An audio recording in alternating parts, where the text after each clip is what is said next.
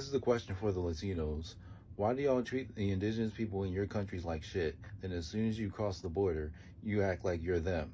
I'm not sure if everyone else knows this, but being indigenous in Latin America is seen as just as bad as being black. That's what the Spaniards, their colonizers, the people they want to be like, did to them. They said, black people all the way at the bottom, the indigenous right above them. And of course, the Spaniard, the white Latino, they're all the way at the top, and that's why everybody wants to basically be a Spaniard in Latin America. And y'all have upheld this caste system since he came. But you don't just get to suddenly claim indigenous when, one, like I said, the indigenous people in your country are treated like shit. That's the whole idea of being a Latino, is getting rid of that and becoming a Spaniard. Two, you don't get to say America is Mexico when during New Spain, which eventually became Mexico, there were native tribes that were under the Spaniards that didn't become Latinos. But y'all are the ones that gave in and decided to become Latinos. You don't get to flip-flop between being a wannabe Spaniard and a Native American.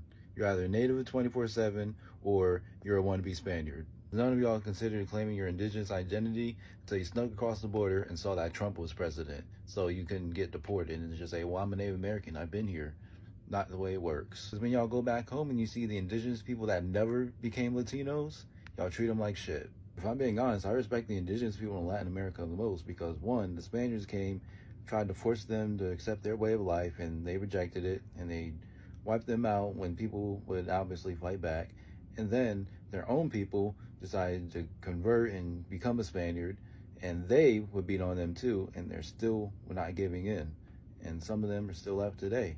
And like I said, discriminated against, treated terribly, but they're still holding on to their culture. And that's something you just gotta respect.